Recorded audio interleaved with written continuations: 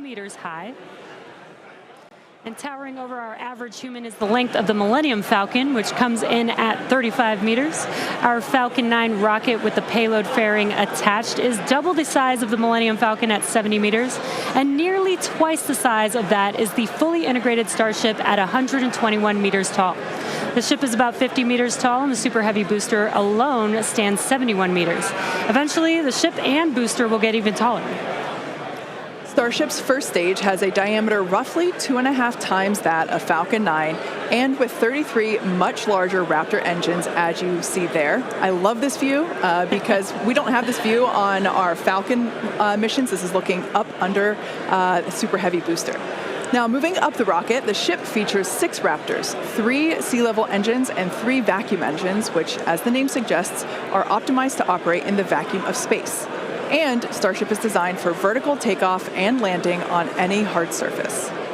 The ship is also outfitted with 4 flaps to help aerodynamically control the vehicle's attitude during atmospheric flight and enable a precise landing.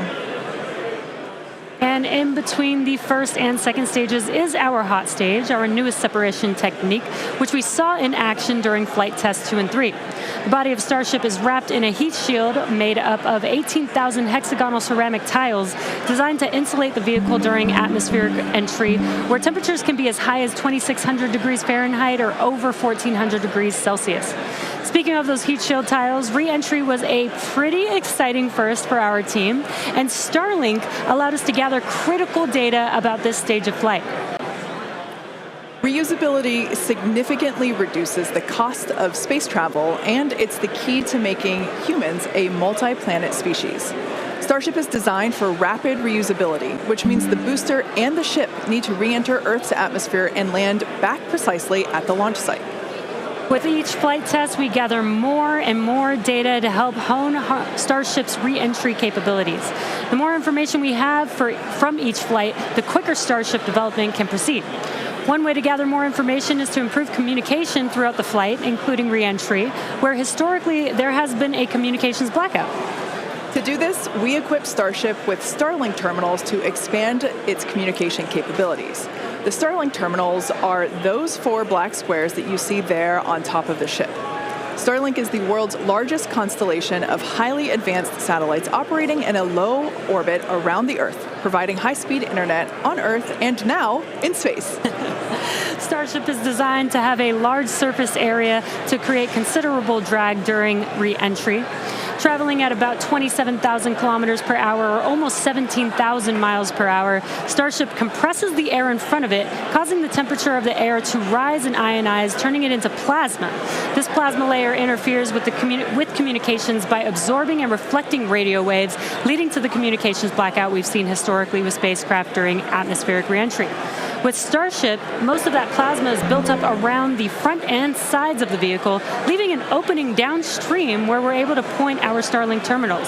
And with Starlink also operating at a higher frequency than traditional space-based communications, we're able to power through any residual plasma to provide real-time video and data at high speeds back to the ground. Super cool. We actually got to see this in action on Starship's last test, Flight 3, which had the first ever live HD video of a spaceship re-entering the atmosphere.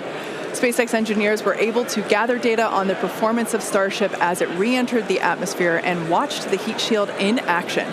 Now, the physics of re-entry are extremely hard to replicate perfectly on the ground, so access to this data is an invaluable tool for rapid iteration. In fact, one cool observation from that Flight 3 was seeing how shockwaves form at different parts of the vehicle and how they interact to put pressure on the ship, especially the flaps. This is really valuable for Starship since no spacecraft has ever flown with 4 movable flaps like what we use for aerodynamic control. Starship's greatest strength will be rapid and reliable reusability, and Starlink has become a critical tool to make that a reality. Over the next few flights, we'll continue to improve the Starlink performance on Starship, eventually enabling more views and enabling more data to be transmitted in real time. And we'll keep experimenting during entry. You might have noticed a few tiles missing or looking different near the bottom of Starship. We intentionally placed one thin tile and removed two tiles completely. In their place, we now have sensors to see how hot things get without the tiles in those locations, while also testing some backup thermal protection options. Ideally, we expect Starship's reentry to improve on each flight, thanks in part to this wealth of new data. But if getting to space is hard, returning from space is even harder. That's right. No one has ever succeeded in creating a fully and rapidly reusable heat shield. So we could see some spectacular failures before we get this right. But with communications improving on each flight, we will continue to gather more and more data to inform our development. We're now about 15 and a half minutes until our next liftoff attempt. In the meantime, let's take a look at some of the technology we have in development as we prepare to head to the moon in future missions. Starship will be taking astronauts to the moon as part of NASA's Artemis program. Next year, we plan to demonstrate ship-to-ship propellant transfer, which will be important for our upcoming moon missions. Today, we're actively testing a lot of hardware that will make exploring the moon possible. One recent series of tests brought together the key pieces we'll see when landing back on the moon: Starship, spacesuits, and astronauts. Together with Axiom and NASA, our teams put 2 astronauts in pressurized Axiom spacesuits and practiced the first steps of going to the lunar surface. The team used test builds of a Starship airlock, as you see there, and elevator to gather data on how well future Artemis astronauts will be able to move around once fully suited. Tests like this are incredibly helpful for engineers designing these systems, as they have the opportunity to get feedback directly from experienced astronauts Peggy Whitson, who is on the right of this photo, and Doug Wheelock, who's on the left. You can see them in action during this elevator test. SpaceX will perform one uncrewed demonstration flight before NASA's Artemis 3 mission, which will be the first human surface expedition since 1972. After those first expeditions, we'll be ready to fly more people along with everything it takes to build a moon base. In many ways, Artemis feels like an extension of the human spaceflight work SpaceX and NASA have been partnering on for some time now. In fact, we just celebrated the anniversary of the Demo 2 mission. That's right. Just 4 years ago, on May 30th, 2020, SpaceX launched the first crewed test flight of our Crew Dragon spacecraft. Dragon carried NASA astronauts Douglas Hurley and Robert Behnken to the International Space Station in the first crewed orbital spaceflight launched from the United States since the final Space Shuttle mission in 2011, and the first ever operated by a commercial provider. You can see Bob and Doug there on your screen. That was certainly a memorable day for all of us here at SpaceX, one that we fondly think back on. And it's exciting to think about Starship being the next to take its first astronauts to the moon. In tandem with Starship development, all of our operational human spaceflight missions are helping us prepare for those future trips to the moon. Our upcoming private astronaut mission, Polaris Dawn, you can see the crew there on your screen. They will play a big role in testing procedures that will be relevant to our moon and eventually Mars missions. We're looking forward to the third Polaris Dawn mission, which will be the first crewed Starship flight. The Polaris Dawn crew will attempt to reach the highest apogee ever flown by a spacecraft, and they'll also be performing a spacewalk, or extravehicular activity, wearing SpaceX's newly designed spacesuits. They'll also be testing space-based communications, which will be critical to future deep space missions. The Polaris Dawn mission is currently targeted to launch no earlier than July of this year, so stay tuned, because that is going to be a very exciting mission to watch. In the meantime, at T-minus 12 minutes, let's check back in with Dan on today's countdown. Hey, thanks, Jesse. Everything continues to go real smoothly. It's been a real quiet day so far. The board looks really clean, not tracking any impediments to a launch just under 12 minutes from now. Prop loads continuing. Looking at the numbers real quick, we're about 85% full on the ship. We did pause to start filling those header tanks on ship. Again, those are the two smaller tanks in the very top of the nose cone that we're going to use for that attempted landing burn with ship. And with the booster, we're just at about 75, 76% or so on our methane and LOX, so getting pretty full there. Those are going to continue down to about 3 minutes and 20 seconds before liftoff. That's when we'll close out all the prop on the ship. And then T-minus 2 minutes and 50 seconds on the booster. A lot of work also going on in the background. Our range safety teams working to make sure the area, not just around the pad, but in the sea space out in the Gulf, and also in the anticipated entry point in the Indian Ocean are clear. We're not tracking any blockers, any boats, anything like that in the zone right now, but their work literally continues right up until those last couple of minutes. So they're working pretty hard to make sure everything stays clear. But right now the range is green. I already talked about it in the beginning. It looks a little bit cloudy, but weather not a concern today. Really light winds. We only had about a 5% chance of violation when we started this morning, and that's held. So everything continuing to look really good for launch so far. The pad itself is getting ready. Reminder that we're going to light those engines about 4 minutes before it actually takes off. So you'll see them start, the 33 engines on Super Heavy start to light prior to that T0, and then about 2 seconds after we'll start to see first motion. But everything looking great, just coming up on 10 minutes until launch, getting excited down here, ready to feel the rumble. I'll send it back to you guys over in Hawthorne. Thanks, Dan. Teams are also getting excited here at SpaceX headquarters in Hawthorne, California.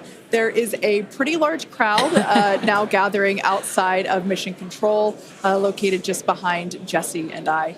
Now, actually, you can see it there on your screen. There they are.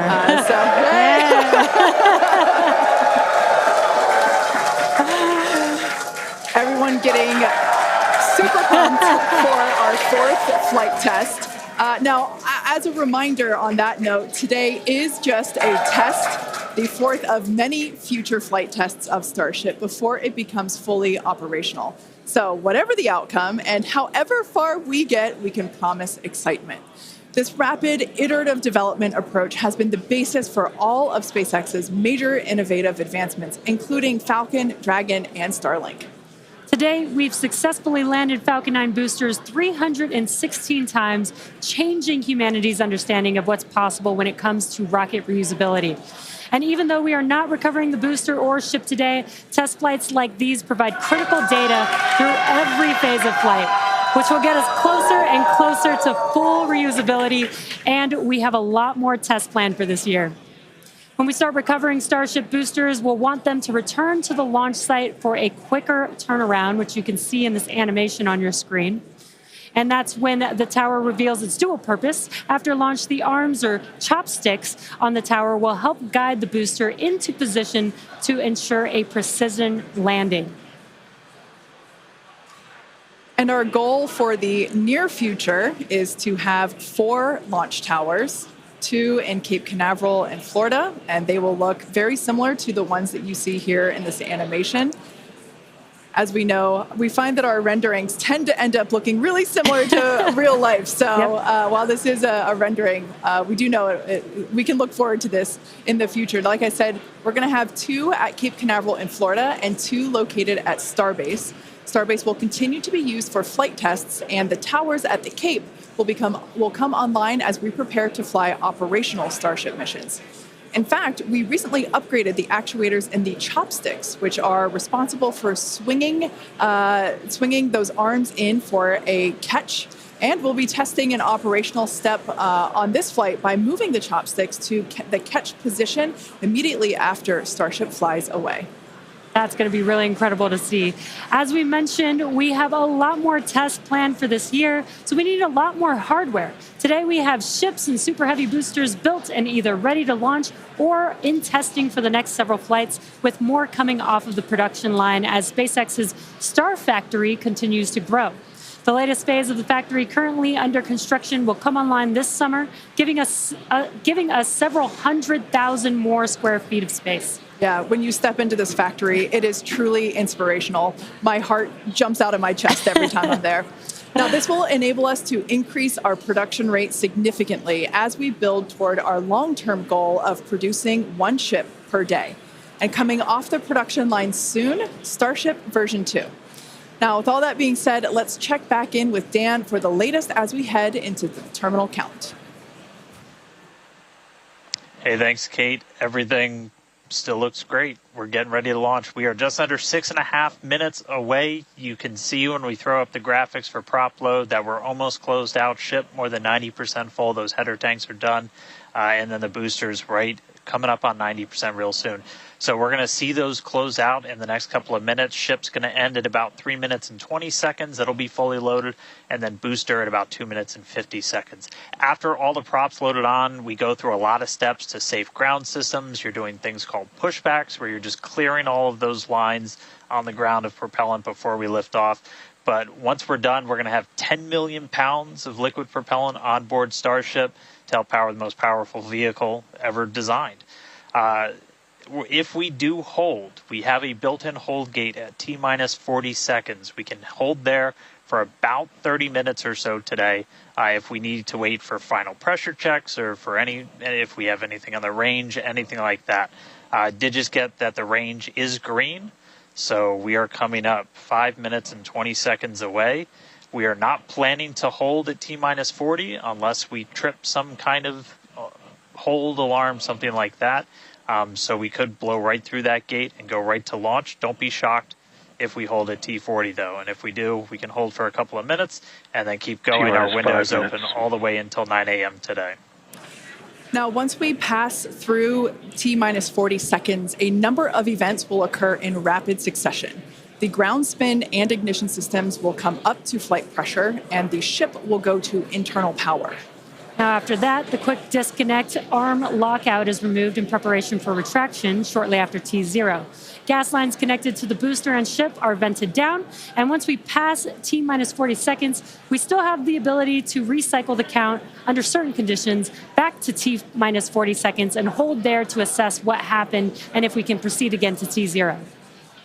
However, once the water for the deflector system begins flowing at T-minus 10 seconds, any issue after that would be an automatic scrub for the day, as teams would need to refill the deflector's water tanks, as well as the lock storage tanks at the tank farm before making another attempt. So, as Dan mentioned earlier, we are not planning to hold at the optional T-minus 40 second mark. That moment basically is what would allow teams to wait for final checkouts or assess prop levels or avionics, vehicle pressurization, the range, the weather. Weather is 95% go, as you can see from these incredible drone views that we have and pad cams. It is a beautiful day. Of course, we have some clouds billowing from the locks there. Yeah, and again, a reminder that the payload for this mission is data, and our primary goal is to get ship through the extreme heat of reentry today. We're very excited to see that. We did get very close on Flight 3, so I'm excited to see how these iterations that we've made to the vehicle will help improve our chances of success today. Yeah, absolutely. Now, just as a reminder for the booster, now we are not attempting to recover any hardware today, either on ship or booster. For the booster, we will be attempting to perform a landing burn to have a soft splashdown in the Gulf of Mexico. We made some improvements from our Flight 3 learnings, so hopefully that will work and we'll see a successful soft splashdown. For the ship, we're hoping to demonstrate controlled re-entry, including a flip maneuver and landing burn, and that will be followed by splashdown in the Indian Ocean. That is the same target as we had on Flight 3, so everything should look pretty similar in that regard.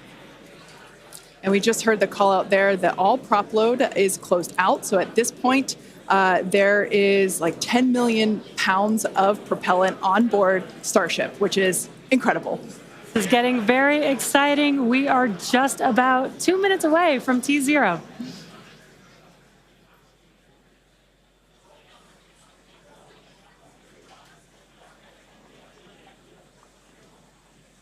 And as Jesse just said, we are under 2 minutes away. So prop load is complete. All the fill drain lines into ship and booster have closed. Right now we're doing the pushback, so clearing out all those ground lines of propellant. And that'll be completed over the next couple of seconds. We're coming up on that T-minus 40 mark. Again, not planning to hold. If we do, or if we get a hold after we pass it, we can snap back to that T-minus 40.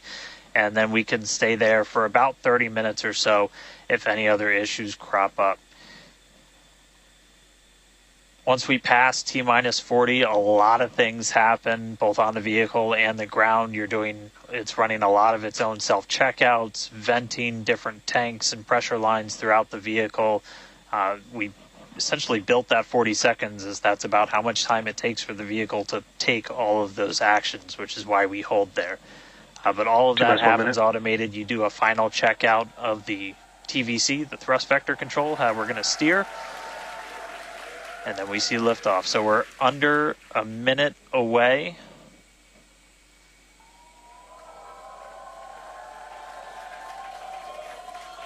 "45 seconds and counting." Good event, game met. All right, now as we close in, we are past the 40-second mark. So let's listen in. Flight Director Ty Huntington's going to take us through one more time for a Starship liftoff.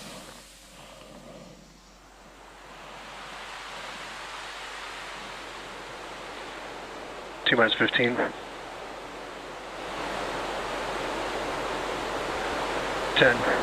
9, 8, 7, 6, 5, 4, 3, 2.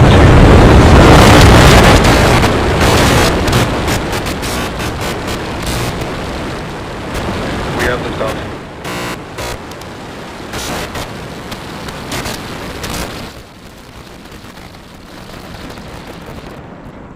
Vehicle is pitching downrange.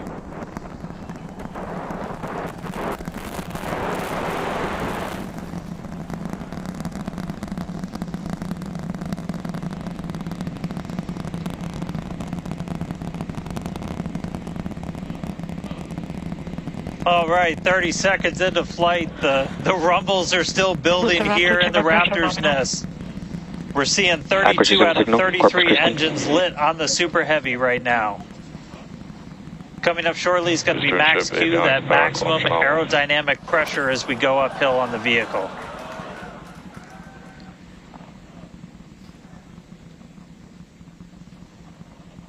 Max Q. All right, we just passed through max Q, so we're going to continue on up. We still have about a minute and 30 seconds until we get to stage separation. Starship now flying faster than the speed of sound.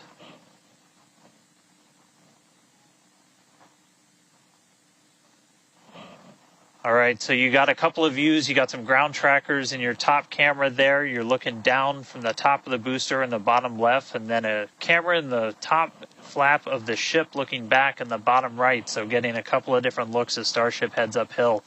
Once we get the hot staging, a lot of things happen all at once simultaneously. We're going to light the engines on the ship, starting with the RVACs first, and then the 3 center sea level engines before we're separated. All of that exhaust gets plumed out the side of the hot stage, and then the ship will separate itself. All but the 3 center engines on the booster are going to shut down, so the booster never stops its thrust while we go through this hot stage maneuver. After that, the booster is going to do its flip, start heading back, and then the ship will be on its own power on its way to space. So that should be coming up in just about 30 seconds from now. As of right now, still looking in like 32 out of 33 Raptors lit on the booster. And we'll start to see those stagger down. They're going to turn off in banks, so you'll see the lights on the bottom left screen of the engines that are active start to turn off in different groups, and you'll see those 3 center ones lit. Booster engine cut off. Ship ignition. Stage separation confirmed. Boost back burn start up. Acquisition of signal. Houston.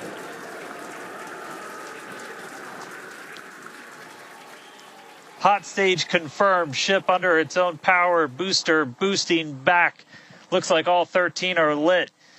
Kate, we got a booster on the way back to the Gulf and a ship on the way to space. Acquisition signal. Stennis.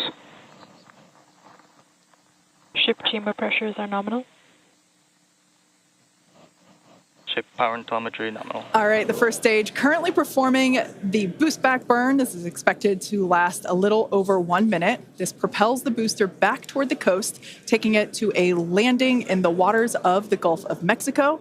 As you can see on your screen in the bottom left-hand corner, we were only using the 13 center engines from here on. Boost back burn shut down. Heard confirmation there of good boost back burn shutdown. H2 tank pressures are nominal.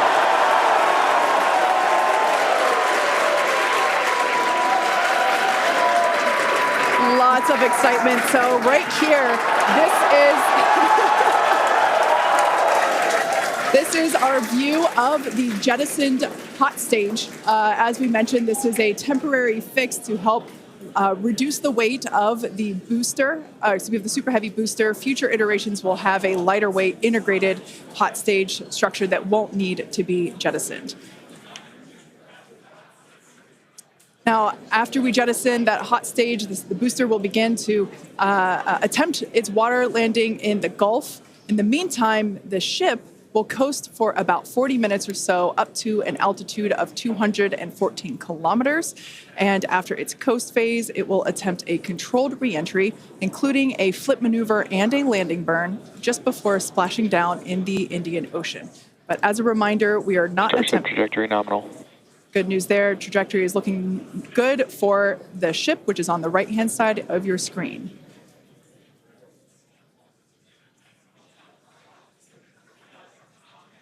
At this point in time, as you can see, we have no engines lit on the booster. It is coasting back toward the Gulf of Mexico for a water landing and ship under power of all 6 Raptor engines. There's 3 sea level and 3 vacuum Raptor engines that are lit, as we can see on your screen.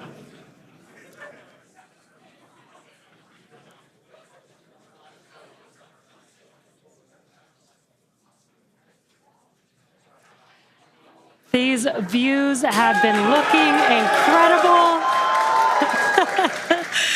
Super Heavy has been performing beautifully today. And you can hear the crowd is very excited about it.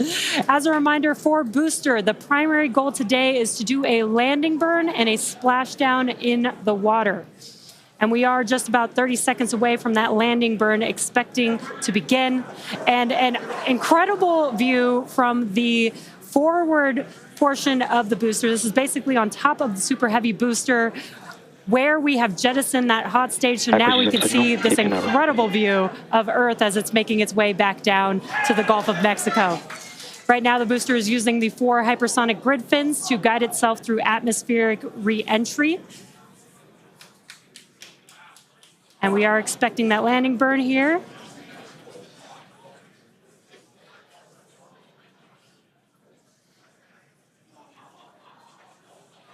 And we will be igniting 13 engines, and this is a great view. On your left-hand side is 3 views from the booster, and your right-hand side a view from the ship. And you can see those grid fins on your left-hand screen rotating and turning to guide the booster, and there's that landing burn.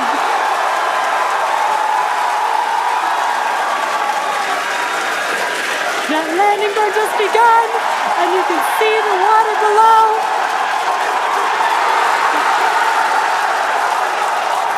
And we have splashdown.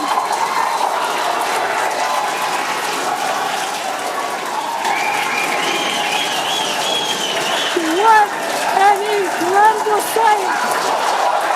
Congratulations to the SpaceX team! Ship has entered terminal guidance. That was absolutely incredible. The first successful splashdown of the Super Heavy booster. Loved seeing it just tip over into the water before losing that footage. Now the next milestone is coming up in about under a minute. The ship is going to shut off its Raptor engines, Ship engine cut off. which we see right there. As we mentioned before, today's test flight is not an orbital flight, but rather one that demonstrates the Starship's orbital capability.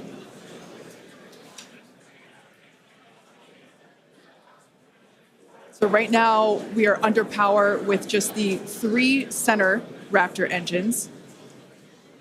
Expecting those, and just there we could see that those have also successfully cut off.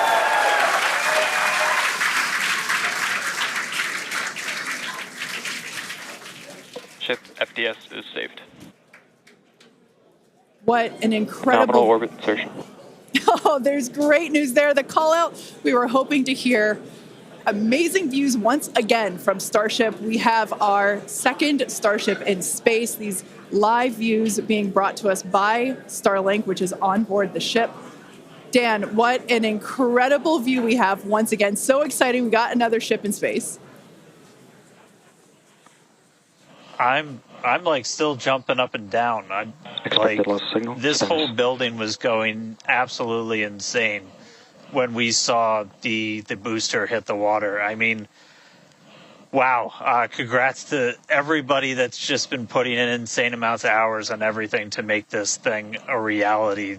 And I feel like every single time we do one of these, we're seeing something wildly new. We got to see the hot stage jettison and the booster in the water. But just to recap real quick over everything that's happened. So we lifted off at 7:50 a.m. only 9 minutes ago. How has it only been 9 minutes? 7:50 a.m. Central at 12:50 UTC.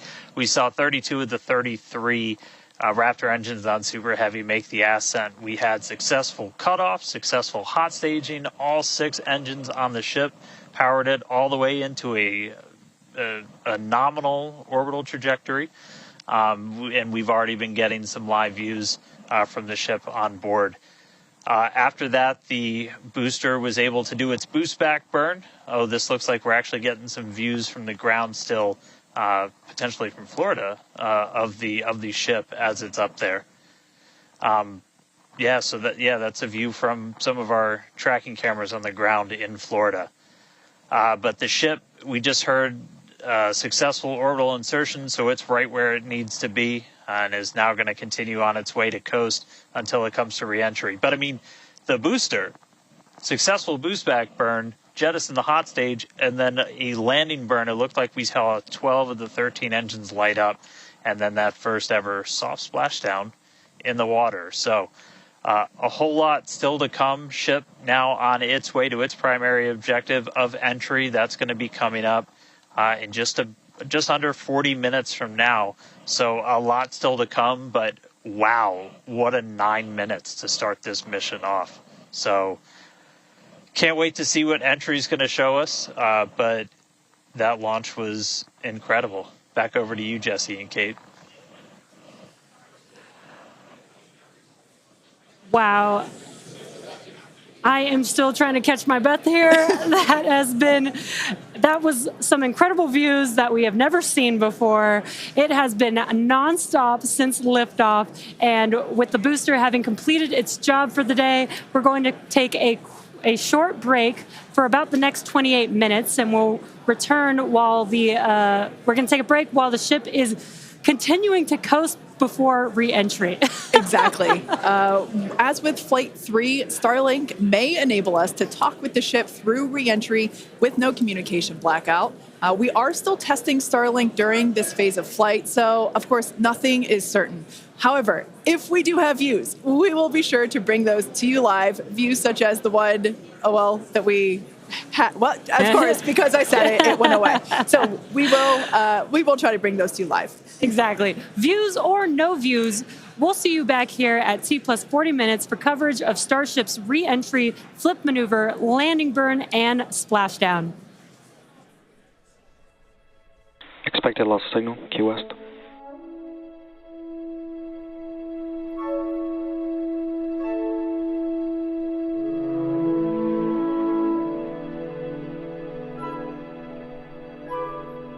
Expected loss signal, Cape Canaveral.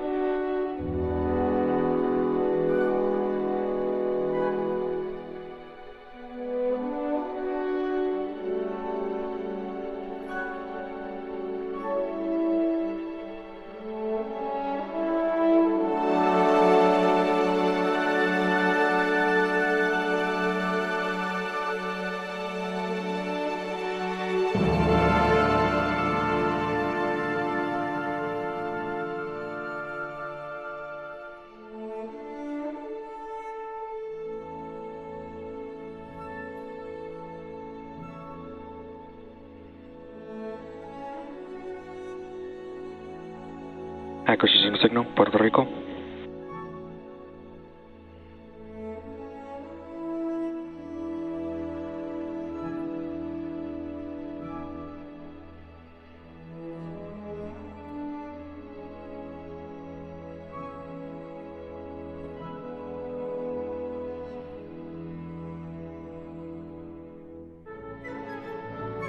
RVAC pre-valves are open.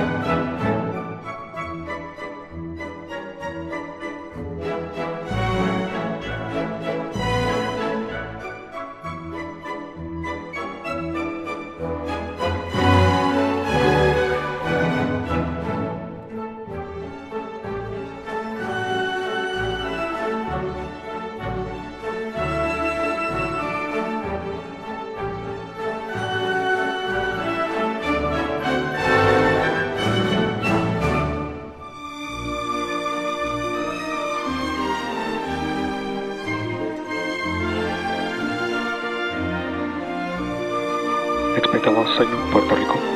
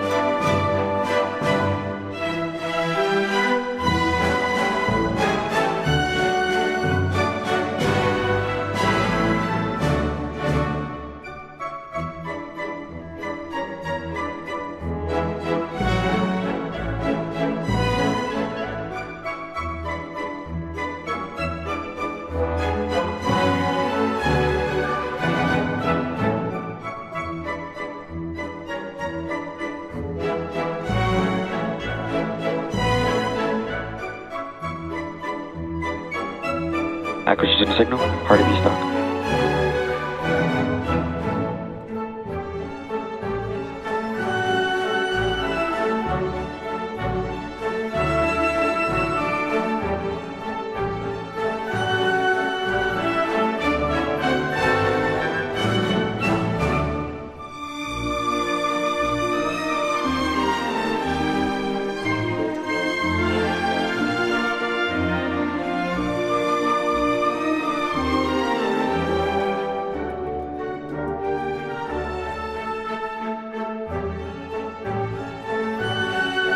Starship is slowing to entry attitude.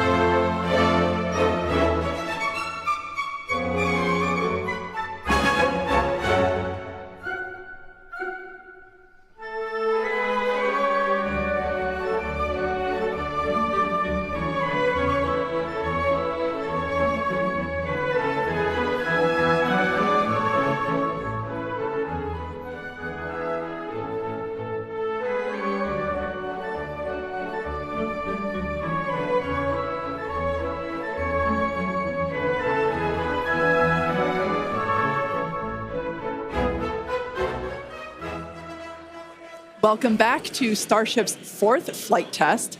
It has been an exciting day so far. We had an on-time liftoff of 7:50 a.m. Central Time, followed by successful hot staging, stage separation, jettisoning of the hot stage structure, an epic super heavy booster landing, water landing in the Gulf of Mexico, the first successful return of the super heavy booster. So that was incredible to see.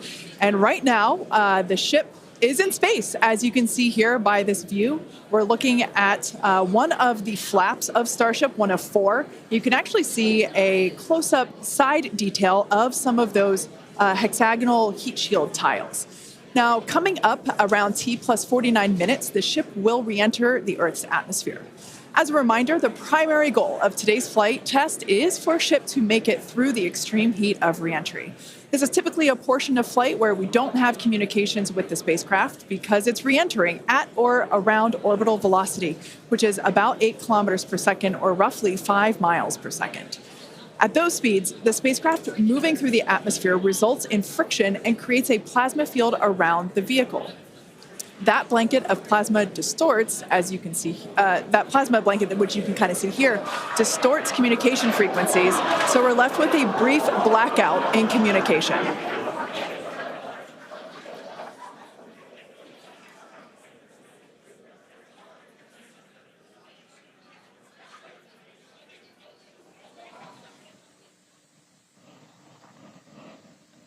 Yeah, that's right, Kate. And Starlink's what's really allowing us to capture as much data as possible, especially through this reentry. Updated animation, landing burn. I hope we get to see it for real today. But these live views that we're getting now and we're going to continue to get are through Starlink. That's going to allow us to get as much data as possible, which we've said it before. We're going to say it 9,000 times. The data is the payload on these flights. So as much as we can learn, that's just going to pay dividends on all of our future flights and help us get Starship to an operational phase. Reentry, obviously a really critical phase of the flight, and it's the one that we're now most focused on cracking to get us closer to that full reusability.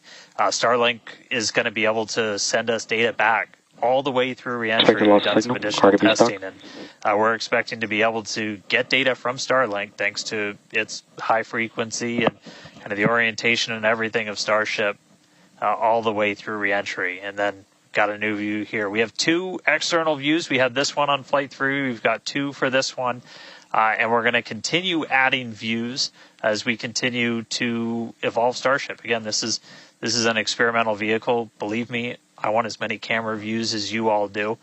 So huge shout out to the AVI and the software teams and everybody that's been working with us. We're getting more cameras on Starship, not just because it looks cool, but this provides an incredible insight into reentry, which is, historically a really tough window to look through. Approaching entry interface. The physics of reentry are insanely intense.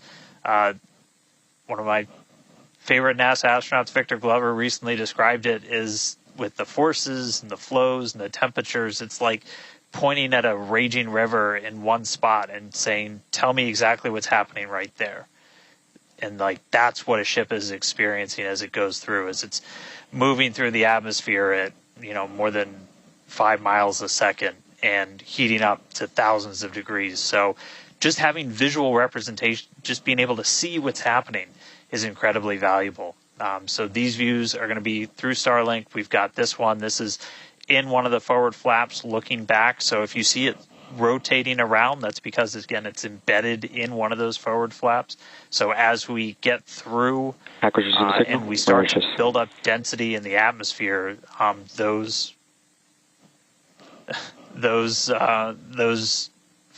view is going to move around as the flap does.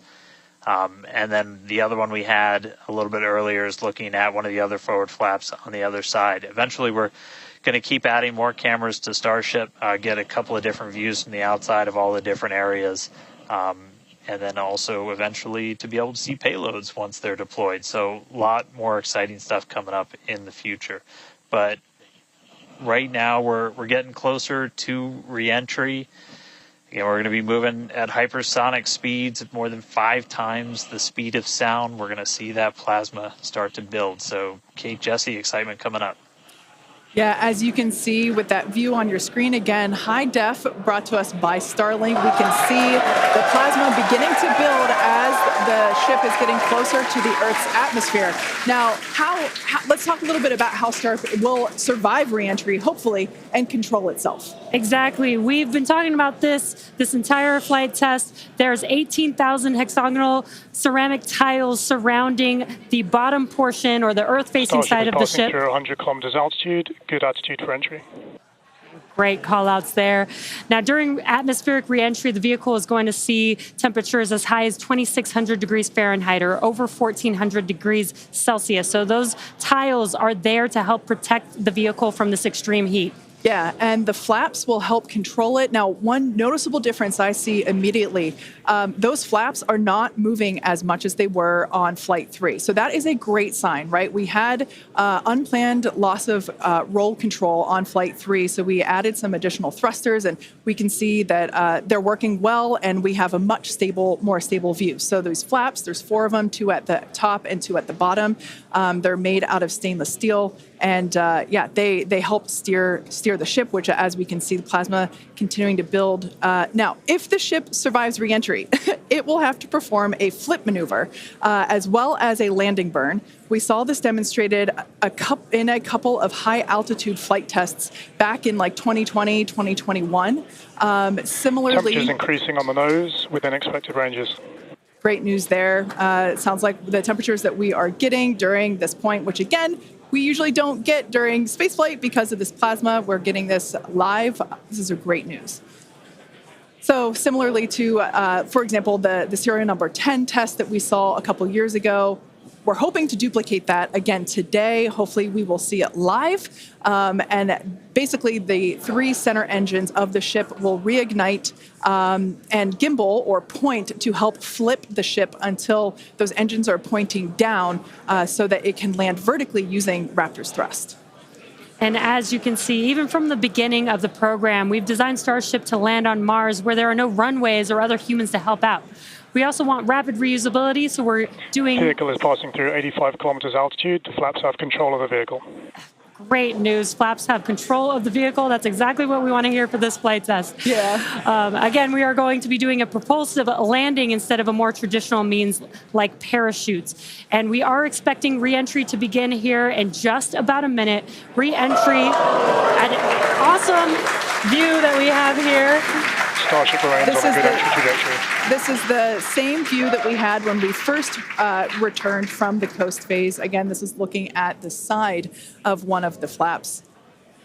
It's incredible that literally at the bottom of this picture, we're basically looking through plasma, which is just absolutely mind-blowing. Wild, very wild.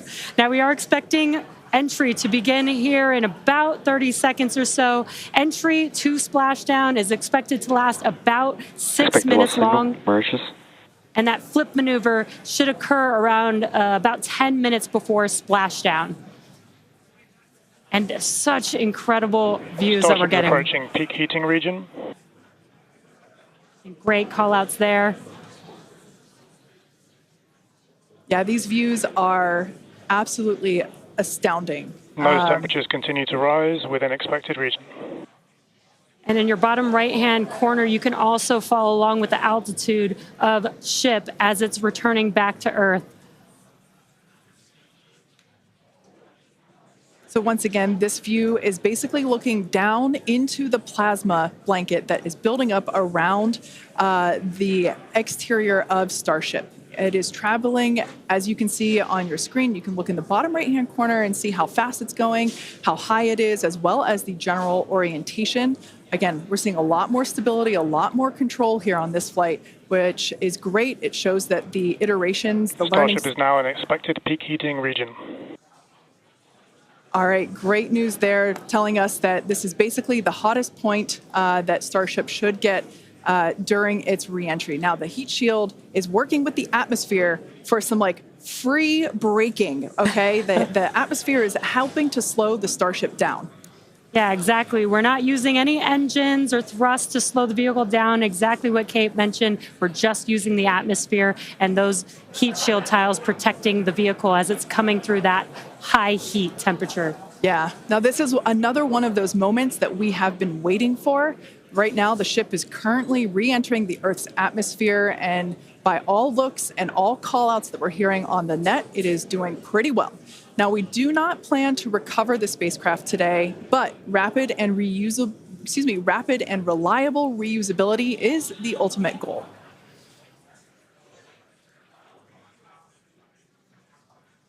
And just pausing to just take in this incredible new and different view that we're seeing.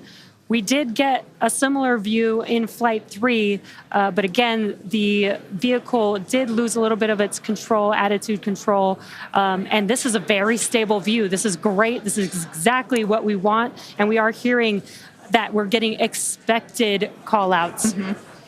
Absolutely. Starship is seeing half a G of acceleration, remains on a good entry trajectory.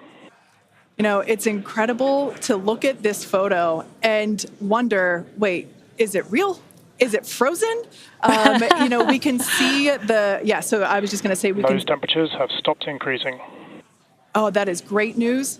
The temperature is no longer building. But I was saying, we have a little bit of indication there. We can see that streaking that occurs and tells us that this is indeed a true view. So once again, we are looking basically through the plasma that is building up around the exterior of the ship. And I still cannot get over that we are getting a live view of re-entry right now, live on your screen. Again, we've said this over and over, but all thanks to Starlink. We are able to use Starlink in space, which we're getting this incredible data. And not only just the data from the sensors, but getting live imagery of what is actually happening, which is great, which we've never been able to do live before. Right. Now, just a quick future outlook here. So in about, let's see, at T plus about 1 hour and 2 minutes, we should hear a call out for entry transonic. That means that the ship is going near the speed of sound. And then about a minute after that, we'll hear another call out saying entry subsonic, meaning that the ship is going below the speed of sound. So these are all continued indications that the atmosphere, right, as the ship comes back down, it is getting through the more dense part of the atmosphere, and that atmosphere is helping to push against the vehicle, and those heat shields are protecting the vehicle during this high heat period.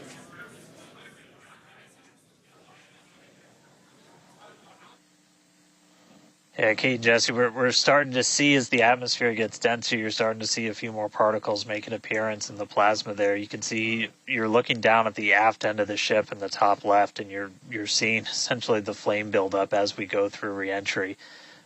You've been hearing the call-outs. They're tracking things like temperatures in the nose cone, and those were right where we modeled them to be, which is really cool to see and to see in real time. But we're coming up. We're at about 67 kilometers in altitude. Our last signal with the ship on Flight 3 was at 65, so we should be making it past that point shortly. Obviously, as you guys pointed out, we're in a much better control this time as we re-entered in the right attitude, and our flaps have been steering the way so far. Once we get through transonic, that's when you've got essentially Raptor landing bird. Different areas around the vehicle where the air is either moving faster or slower than the speed of sound. We'll eventually get to subsonic, which we have some experience with. We did in our suborbital campaign. Start of Raptor chill. And Starship will eventually get down to its terminal velocity as it's floating down to the water. That's just about 200 miles an hour or so. We are hearing that we're starting to chill some of the engines as we are, if we make it all the way down to the water, still going to attempt a landing burn, but still a ways to go. We're at about 64 kilometers in altitude right now. We made it through what's expected to be the peak heating, but now we're going to start encountering increased pressures as the atmosphere gets thicker and thicker. So we're at 63 kilometers, so we've already made it farther than we did on our last flight when that last signal was coming at 65 kilometers. So again, what we're really looking at here is the performance of the heat shield, of the flaps, of the seals in the flaps. There's just a whole bunch of different areas that we're keeping a really close eye on as we re-enter.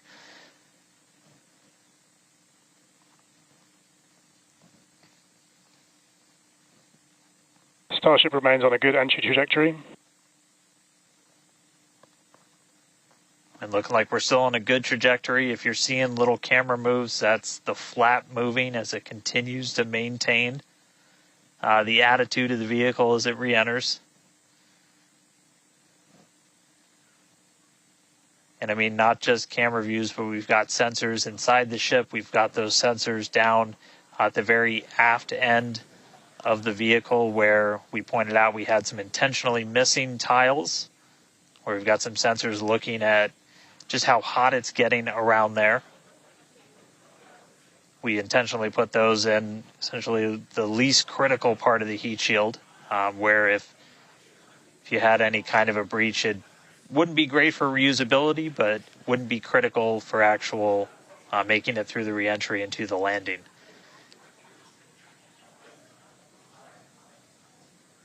"58 kilometers, we're continuing to descend. Again, right now we are over the Indian Ocean. We're actually getting closer and closer to that expected splashdown point, which is just to the off the northwest corner of Australia.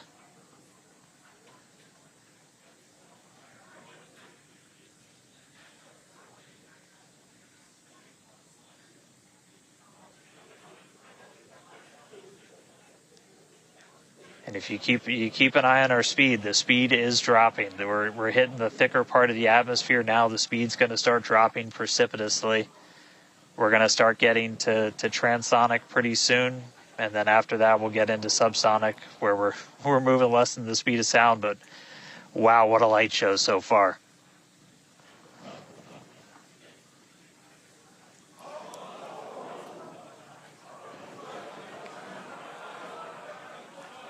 External temperatures are starting to come down. Again, this camera view is looking right at one of the forward flaps. And we're strategically putting some cameras around the vehicle to just look at the different areas. Looks like we got the flap starting to come apart a little. Yeah, it does appear that we have a little bit of burn through there. We can see pieces of the vehicle flying off. What a show it has been. It's been like watching Interstellar or something. This is wild to see this, but the ship is still coming down, which is incredible to see. How far can it go? That is the question. Keep your eye on the altitude in the bottom right-hand corner. We're at 54 kilometers right now. Now, ultimately, the data is the payload today. We've been saying it multiple times. Our teams are sitting, reviewing this data live, learning where the hot spots are. As you can see, there's an obvious hot spot there with the flap, and learning how we can improve this design. The goal was to get as far through this high heat re-entry as possible. Ideally, we'd love to make it all the way down and perform that landing burn and flip maneuver, but we may not get that far today. We will see. Again, this is a test, and we are gathering as much data as possible, visual data as well, which we can see here. We are getting a lot of debris covering the camera on your screen, but we can still see some of those sparks and flames from that high heat as ship is making its way back down to Earth. Ship now at 50 kilometers and closing. The good news is we still got, looks like that camera lens just cracked. It's safe to say ship's getting a little beat up, but that's to be expected on a test flight. We are still learning how to improve the ship for total survival and recovery of the high heat reentry. I'm honestly impressed that we're still getting this live view despite how much debris is coming off of this flap right now. The fact that we've got it is good news. And I may have jinxed it. I apologize. Look at that. It's back. We are still going. And the teams here at SpaceX are excited, as you can tell by the cheering behind us. There's still a sizable crowd here at Mission Control Center, Hawthorne. A splashdown is expected in just about 4 minutes from now. And we're still moving. We still have live views. Starlink is doing an incredible job. Maximum entry dynamic pressure. External temperatures are dropping. Okay, good news. Those external pressures are dropping. The question is, how much of the ship is left? We can't really tell. We can still see some of that particulate coming off. And unfortunately, we do have a cracked camera lens. But for any photographers out there and videographers, we know that's part of the gig sometimes. Yeah, and you can see that the speed is rapidly slowing down. That's actually really great news for us. We want the vehicle to be slowing down before it splashes down into the ocean. That'll help set us up for that flip maneuver, engines first down into the water. Exactly. So we have seen this flip maneuver demonstrated on previous high altitude flight tests like serial number 8. Oh, more views. Or excuse, I should say, more light coming through the view that we have through that cracked and dirtied lens there. But yeah, so we're hoping that this flip maneuver, that we can pull it off as soon as we get those views back. If we can get them, if the ship is still around, we will bring it back to you. Vehicle has passed maximum dynamic pressure. That is great news. Maximum dynamic pressure being the moment in which the vehicle experiences the greatest amount of aerodynamic pressure. Speed still dropping. We're now at 37 kilometers above the ocean. Just like Flight 3, we are targeting a splashdown in the water in the Indian Ocean. And we don't have a live view right now, but because we're still getting data and telemetry, that does tell us that ship is still doing okay, at least. And there we got that live view back. The crowd very excited to see that view, despite not being able to see very much. The fact that it's there tells us the ship is still alive. Yes, and collecting data, continuing to collect data as we get closer and closer to Earth. Yes, now 30 kilometers, now 29 above the Indian Starship is Ocean. at 30 kilometers altitude, Mach 2. Sounds like the vehicle's traveling, as we just heard, Mach 2, which is, looks like we might, I thought maybe it might clear up. It is a little bit, now at T plus 1 hour, 3 minutes and 13 seconds into Starship Flight 4, hoping that the ship can hang on. It's probably potentially hanging on by a couple of bolts and threads, but it's still going, and that is excellent news. That deceleration is looking incredible. We're about to go under 1,000 kilometers per hour. Yeah. Starship is at 20 kilometers altitude. Now, keep in mind that even though we can't see anything, the data itself is what we really are. Starship is subsonic. Subsonic, they're telling us it's traveling below the speed of sound.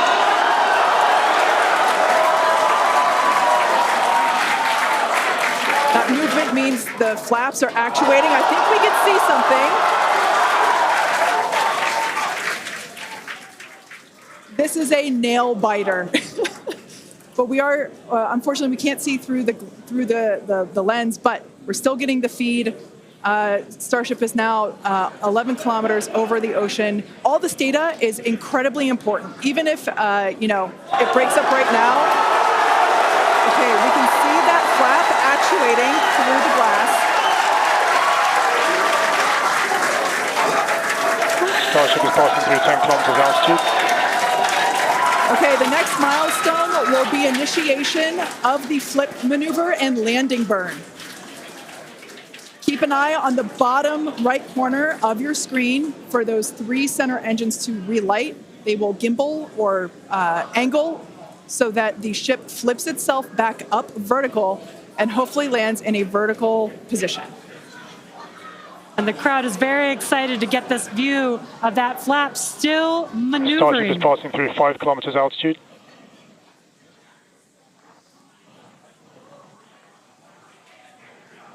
This is incredible. We're getting very close to splashdown. These fireflies are such a good sign of life right now. We wish we could see more, but we'll take it. Starship is at 2 kilometers altitude, terminal velocity.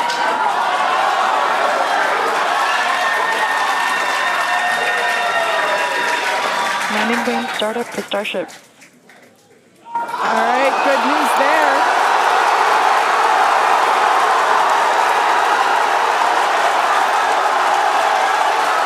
Nominal chamber pressure. Landing burn startup.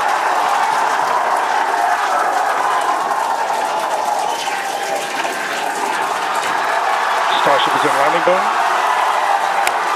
Landing burn shutdown. The landing burn shutdown was commanded.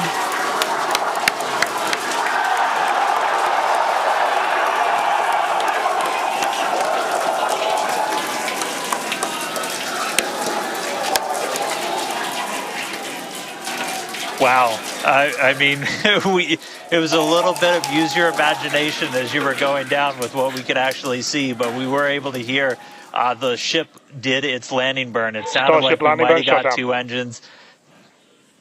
And there's the final call for landing burn shutdown, but we'll go back through all the data, but we did get confirmation that a landing burn took place. Starship made it through re-entry and did its first ever landing burn. from South Texas to the other side of the earth. Starship is in the water. What a day. What a day, guys. Yeah. That was absolutely incredible. We we got views pretty much the whole way down.